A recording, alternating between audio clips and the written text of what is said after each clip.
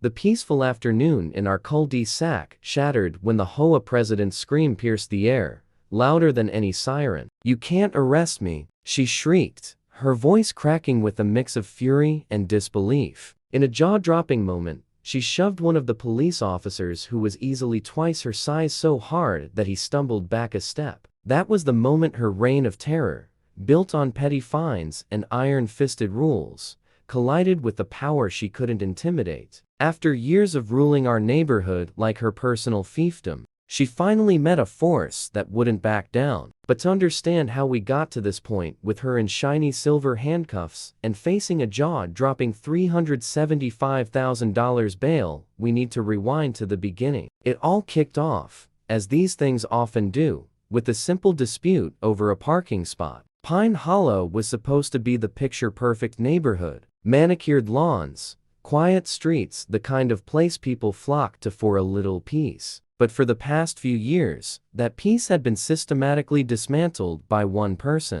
Deborah Lane, our self-appointed queen and president of the Homeowners Association. Deborah wasn't your run-of-the-mill HOA president who just reminded you to trim your hedges. No, she was something else entirely. She patrolled the sidewalks in her pristine white SUV, the vanity plate HOA 1 glinting in the sun, hunting for infractions like a detective on a mission. A garbage can left out too long? That'd cost you $50. Holiday decorations still up on January 2nd? $100 penalty, and a self-righteous letter. She wielded the HOA bylaws like a weapon, and her interpretation was the only one that mattered. It was as if she genuinely believed her position granted her authority that trumped city ordinances, state law, and even basic decency. We all had our stories. There was the family who got a violation for their son's basketball hoop being the wrong shade of blue. An elderly woman was cited for her excessively vibrant flower garden. But Deborah's favorite target, my property. Why? A small strip of gravel right next to my driveway. It was clearly mine, as stated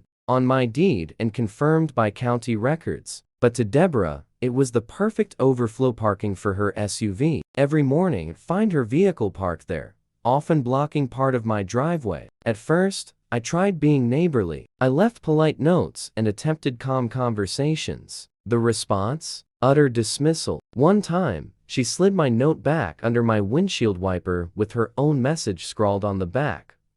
HOA business. I park where I want. That wasn't just arrogance. It was a declaration of war. Her sense of entitlement was a fortress, and in her mind, she was the law. I knew that if I wanted to reclaim my property and my sanity, being polite wasn't going to cut it. I needed to use the actual law, the one she clearly thought didn't apply to her. The final straw came on a Tuesday morning. I had an important client meeting and was already running late. As I backed out of my garage, I had to execute a 7-point turn just to maneuver around the gleaming white bumper of her SUV. That was it. My patience evaporated. That afternoon, I headed to the county clerk's office, got a certified copy of my property survey, and printed out the municipal code regarding trespassing and illegally parked vehicles on private land. The law was crystal clear. This wasn't an HOA matter. It was a straightforward case of trespassing. Armed with my documents, I took the next step. I installed a discreet doorbell camera, angling it to capture the gravel patch perfectly. Then, I drafted a formal email to the entire HOA board, copying Deborah, of course. I attached the property deed and the relevant county codes, politely but firmly stating that any vehicle parked on that strip without my permission would be considered trespassing and subject to towing at the owner's expense. I was creating a paper trail, an undeniable record of warnings that even she couldn't argue against. Her reply came just 2 hours later, a masterpiece of arrogant brevity. I am the HOA. You don't make the rules here. She had just handed me all the ammunition I'd ever need, a written confession of her intent to ignore the law. 2 days passed, and I almost thought she'd gotten the message. But then, as I came home from work, I saw it. The white SUV, gleaming under the afternoon sun as if it owned the place. This time, there was a piece of cardboard on her dashboard with a message scrawled in thick black marker. You don't own the street, Walker. It was a childish taunt, but it was also the last mistake she'd make that day. I didn't hesitate. I pulled out my phone and called a local tow company, a 24/7 service called Big Mike's Recovery. I explained the situation to the dispatcher, who assured me a truck would be there within 30 minutes. When the driver, a mountain of a man named Mike, arrived, I didn't just point at the car. I showed him everything: the deed, the email from Deborah, the sign I had posted, and the footage from my camera showing her parking there herself. He looked it all over, a slow smile spreading across his face. "This is as clean as it gets," he said. "Perfectly legal tow." 10 minutes later, the hook was clamped onto her SUV, and the tow truck was carefully pulling my problem away. The silence that followed was the sweetest sound I'd heard in years. The tranquility lasted exactly 45 minutes. I was in my kitchen, savoring a cup of coffee and the newfound peace, when I heard the screech of tires out front. I looked out the window to see Deborah leaping out of a friend's car, her face a mask of pure, unadulterated rage. She stormed up to my front porch, hammering on the door with her fist. I opened it calmly, coffee mug still in hand. Before I could say a word, she started shrieking, "Where is my car? What did you do with my car?" I handed her the tow slip that Mike had left with me. "Your car was trespassing, Deborah. It was towed." She snatched the paper, crumpled it into a ball, and threw it at my feet. "This is illegal. I am the HOA president. You can't do this," she screamed, her voice echoing across the now curious neighborhood. Windows slid open, and a few neighbors started peeking out their doors. I took a slow sip of my coffee. "You'll have to take that up with Big Mike's Recovery," I said, trying to keep my voice even. "And you'll probably need a permit for that, Deborah," I added, a little jab I couldn't resist. That's when her eyes went wild. The thin veneer of her civility shattered completely. She pulled out her phone, dialed 911, and began yelling loud enough for the entire county to hear. "I need an officer immediately," she bellowed into the phone. "A man has stolen my vehicle. It's grand theft auto. I'm the HOA president, and I want him arrested now." I almost laughed. She was trying to have me arrested for having her car towed from my property.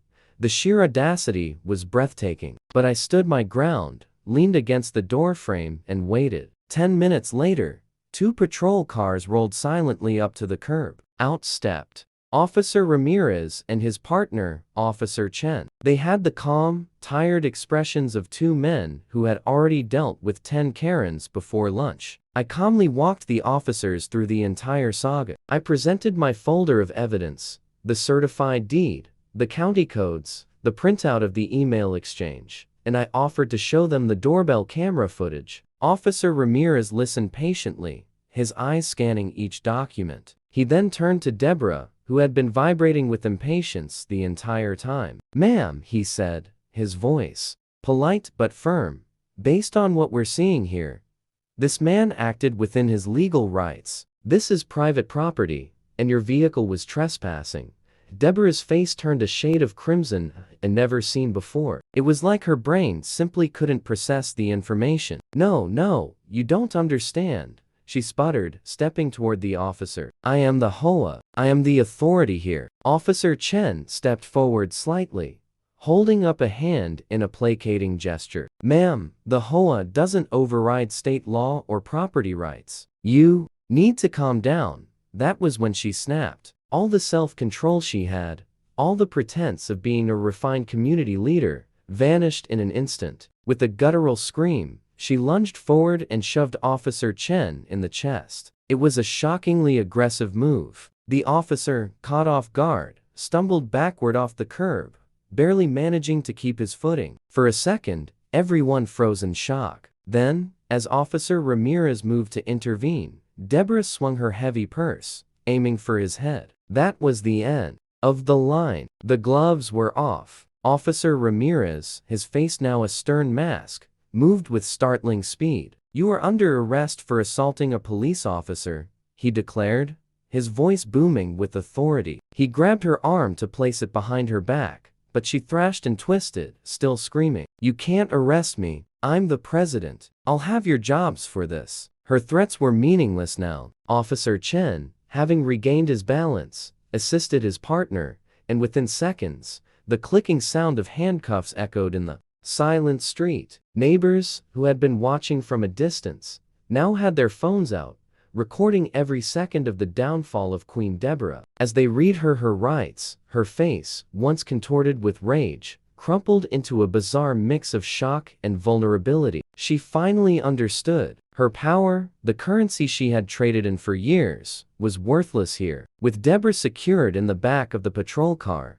profound quiet fell over the street. The red and blue lights still painted the houses in a pulsating glow, but the source of the chaos was gone. Officer Ramirez came over to me, took my statement, and collected copies of my documents for his report. He sighed, shaking his head. "We see this sometimes," he said. "People in positions of small power like in HOA start to believe they're above the law. It never ends well." He thanked me for my cooperation and for remaining calm, and then they were gone. The neighborhood slowly returned to normal, but there was a buzz in the air. People were texting, calling each other, sharing the videos they had taken. The tyrant had fallen, and it was the talk of the town. The next afternoon, the real bombshell dropped. Hazel, a neighbor on the HOA board who had long been a quiet opponent of Deborah's reign, called me. Her voice was a mix of awe and disbelief. "You are not going to believe this," she said. "The judge just set Deborah's bail. It's $375,000.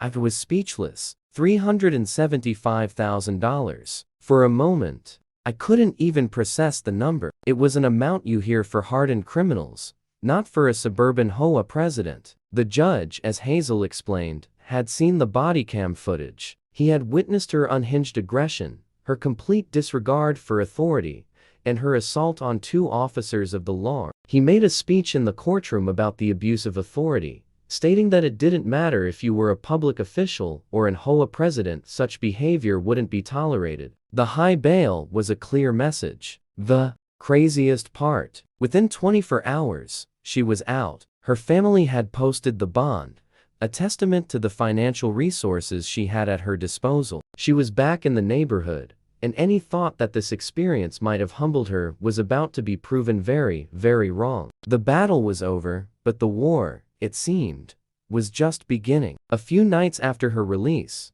I was jolted awake by a notification from my doorbell camera. I checked the live feed, and my blood ran cold. Standing at the end of my driveway, just on the edge of the public sidewalk, was Deborah. She wasn't doing anything, just standing there in the dead of night, staring at my house. Her arms were crossed, and even in the grainy night vision footage, I could feel the venom in her posture. After 10 minutes of this silent, menacing vigil, she turned and walked away. It was pure intimidation, a calculated move to be terrifying without being technically illegal. Then came the letters. I started receiving official-looking HOA notices in the mail. They were outrageous fines, like harassment of a board member for $1,200 and unauthorized property alteration for the sign I had put up. They were, of course, forged. Hazel confirmed that the board hadn't issued any such violations. Deborah was using old letterhead, weaponizing the very system she no longer controlled to continue her campaign of harassment from the shadows. She was trying to bury me in paperwork and legal threats. But something had changed in the neighborhood. Her public meltdown had emboldened people. Neighbors started comparing notes, sharing their own stories of Deborah's bullying. We formed a small coalition, gathering evidence: the forged letters, the videos of her arrest, and statements from over a dozen residents who had been unfairly targeted by her over the years. We compiled everything into a comprehensive file, ready for the next legal battle. Deborah's obsession was her undoing. She thought she was isolating me, but she was actually uniting the very people she had spent years terrorizing. The day of her trial felt like the final act of a long, exhausting play. I was there along with Hazel and several other neighbors, ready to testify if needed. Deborah sat at the defense table, her lawyer by her side, looking surprisingly defiant. But her confidence began to crumble as the prosecutor laid out the case. They played the body cam footage on a large screen for the jury to see. The entire courtroom watched as she shrieked, shoved, and swung at the officers. They played her unhinged 911 call, where she blatantly lied about a grand theft auto. They presented the forged letters, the proof of Her post-arrest harassment campaign. It was an avalanche of evidence. The judge was the same one who had set her bail. He looked at Deborah with undisguised disdain. He lectured her on the principles of community, law, and the responsibilities that come with any position of power, no matter how small. He called her actions a disgraceful abuse of authority that had terrorized a community and endangered law enforcement officers. When the guilty verdict was read, there wasn't a gasp of surprise in the room. Deborah was sentenced, her reign officially and finally over. For a while, it felt like we could all finally breathe. The HOA was rebuilt under Hazel's leadership. The absurd fines were nullified, and a sense of collaborative community began to return. But the story serves as a chilling reminder. It shows how easily a little bit of power can curdle into absolute tyranny in the wrong hands, and how one person's unchecked entitlement can hold an entire neighborhood hostage. It took a tow truck, a pair of handcuffs, and a $375,000 reality check to bring peace back to Pine Hollow. What do you think? Was the $375,000 bail a fair price for her actions? Or was it too much? Let me know your thoughts in the comments below. And if you've ever had a nightmare experience with an HOA, I want to hear that story. Don't forget to like this video if you found this story as wild as I did, and subscribe to the channel for more tales of entitlement meeting its match. In the end, Deborah Lane's story is a stark illustration of an age-old truth. Power, left unchecked, will always corrupt. Her kingdom was small, just a few quiet suburban streets, but her tyranny was absolute in her own mind. She believed her title made her untouchable, that the rules were for everyone else. She learned, in the most public and expensive way imaginable, that no one is above the law. The quiet has returned to Pine Hollow, but it's a new kind of quiet. It's not just the absence of her screaming, it's the presence of justice. And that's a peace worth fighting for.